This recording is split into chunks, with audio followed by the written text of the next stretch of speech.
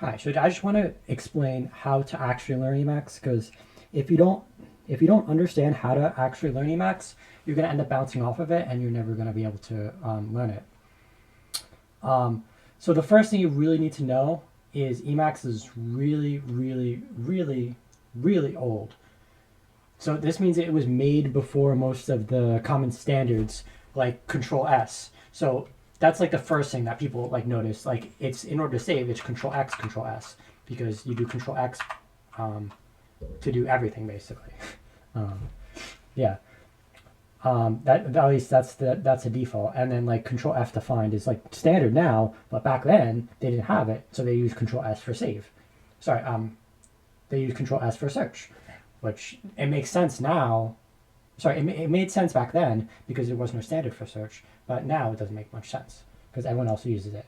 So that's annoying and it's bad for adoption, but you have to understand it's old, right?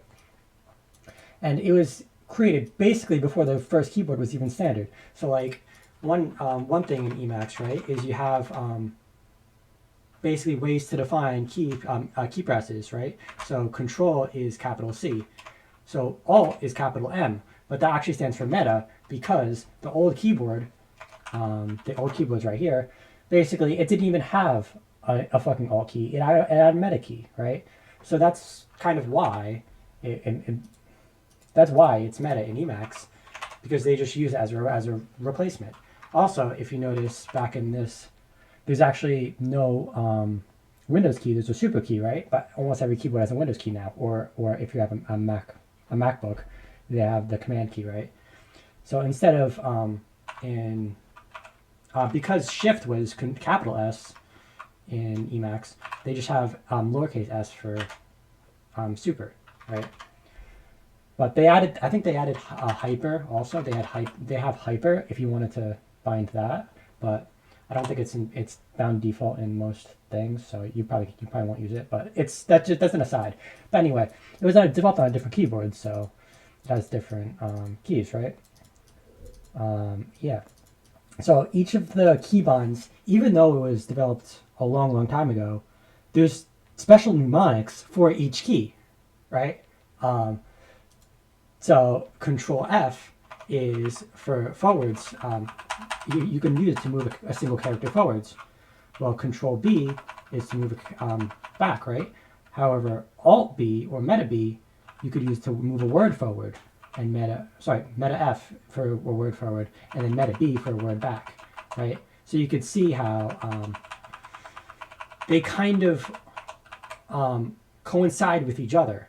So if you learn Control F, you could remember, oh hey, Control B is back, and if you know both of those, you can be like, oh yeah, you could use Alt to magnify it to make it even more, and then Control Alt F will move you forward a sentence or a sexp or whatever because this is a Lisp editor, but it's another. Yeah, I mentioned it right here. It's another like Lisp thing because Emacs was developed a long, long time ago and by Lisp programmers. So obviously they have a thing specifically for Lisp. So, yeah. Grouping keybinds. Yeah, so basically they try to group certain keybinds together. Like most of the movement keys are a single tap away. So like Alt F, for example, you don't have to do two key presses in order to do it. You just do one. Control S, you just do one, right? Control N, which is to go down a line, and Control P to go up a line, you also just do one, right? But if you wanted to save, that's a more advanced thing. Yes, obviously, a lot of people want to save documents, but it's not like it's time sensitive or you're going to do it very, very often. So it's behind a prefix. So Control X, Control S, right? I don't have it defined because I use a different save thing, but yeah, there's like a special prefix for all of this stuff. And there's also a prefix for example, specific mode stuff, right? So like if I'm in an org file, Control C is different than we'll have org specific stuff. But if I'm in a CPP file, that'll have CPP file specific stuff, right? And you can add and you can subtract to those. And generally they try to group things together. Also, like all of the window and frame and window, all that other stuff is under Control X, like 1, 2, 3, 4, 5, right? So like 1 would be to make this one, make this here. If you want to split it, you just do Control X, Control 3, right? And then if you wanted to go back, you can Control X1. Yes, 1, 2, 3 doesn't really make sense, but once you realize it's grouped together, it makes it easier to understand, right?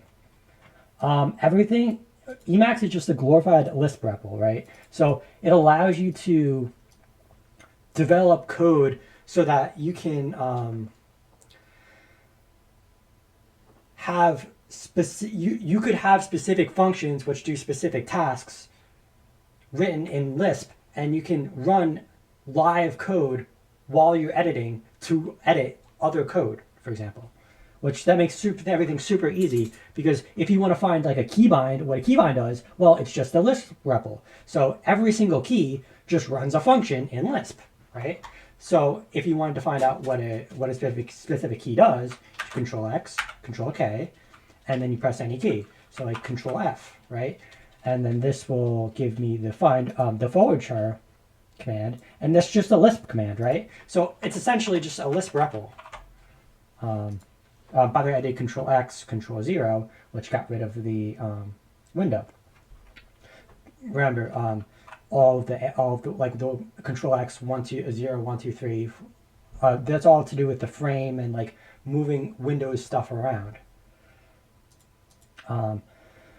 This is just how to learn. It's not necessarily what to learn, right? So these are some things that you can use. I'll probably put them in the description. And it's important to know what Emacs is, because you don't want to go into it expecting something and getting something else out. You want to go in understanding what it is and why. Thank you. Subscribe. Bye.